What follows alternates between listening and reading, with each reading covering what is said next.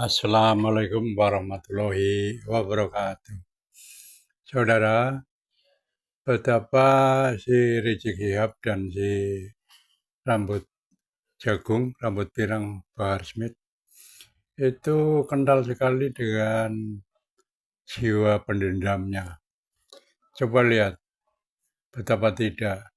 Kang Deddy Mulyadi itu sudah lama terpilih menjadi gubernur ya. Itu pilihan langsung rakyat Jawa Barat.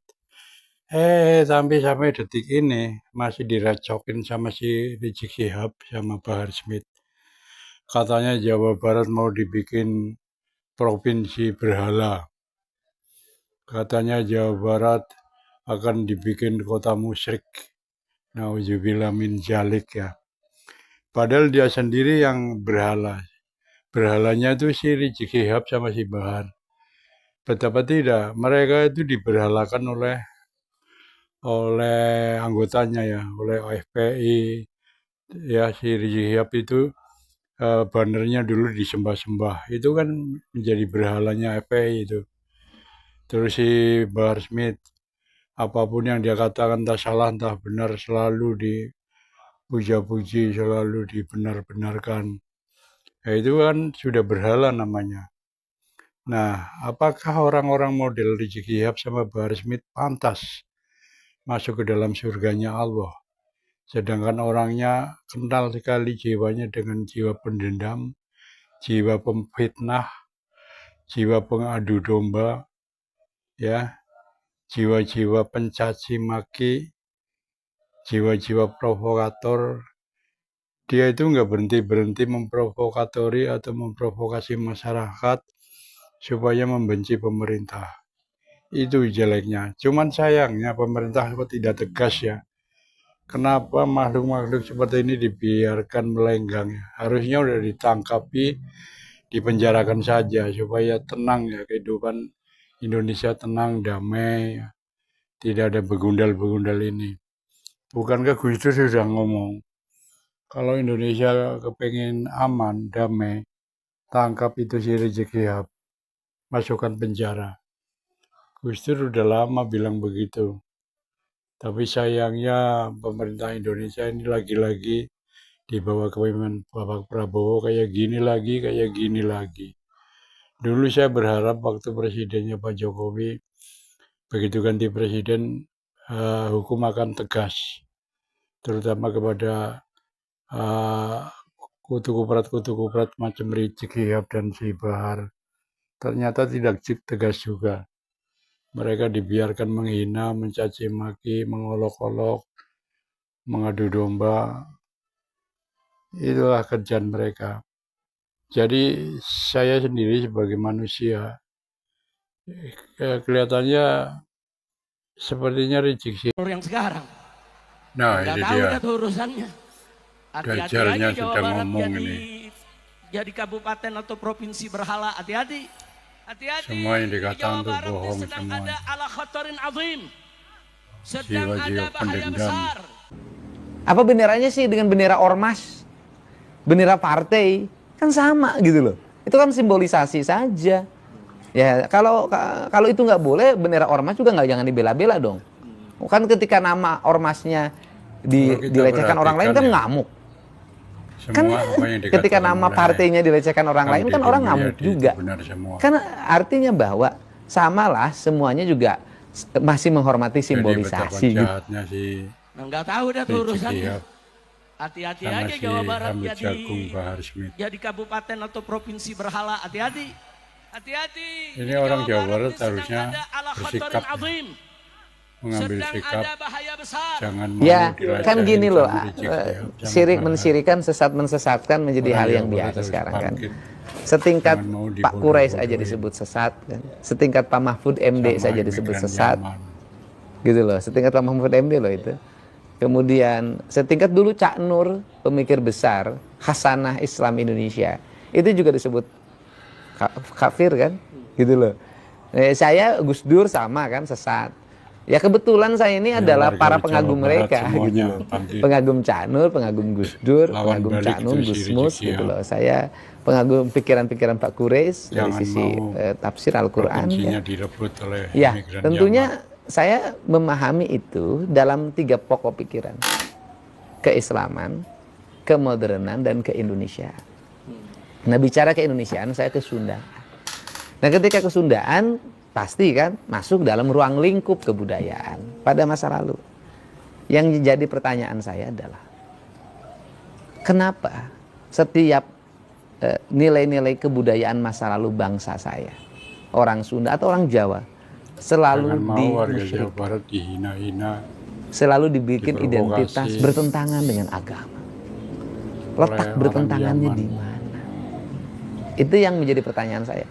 Tetapi ajaran kebudayaan yang dibawa dari Timur Tengah itu kan juga banyak yang bukan dilahirkan pada zaman Nabi.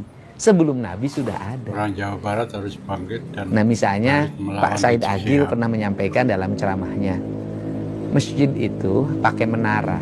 Menara itu dari munara.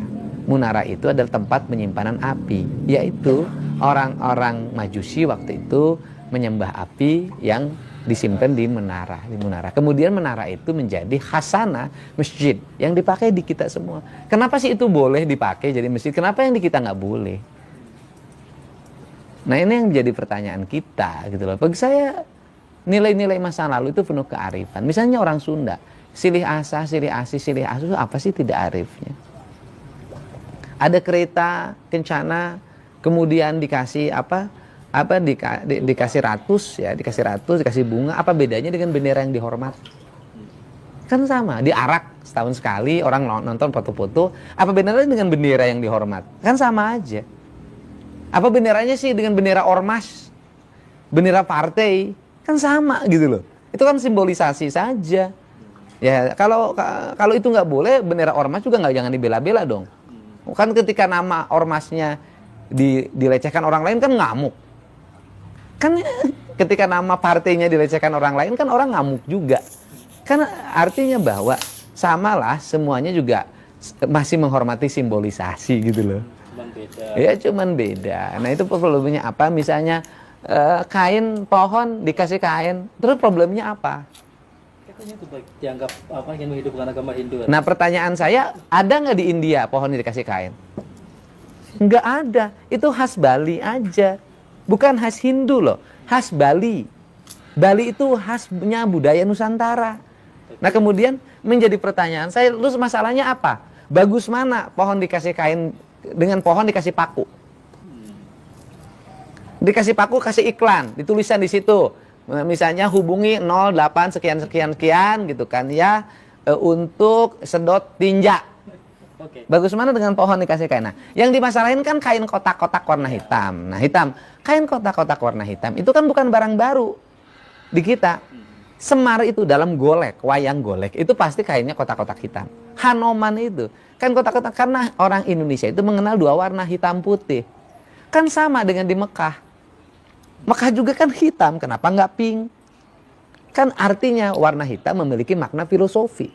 Warna putih memiliki warna filosofi. Nah kemudian kotak-kotak. Nah kalau kotak-kotak juga nggak boleh, papan catur juga nggak boleh.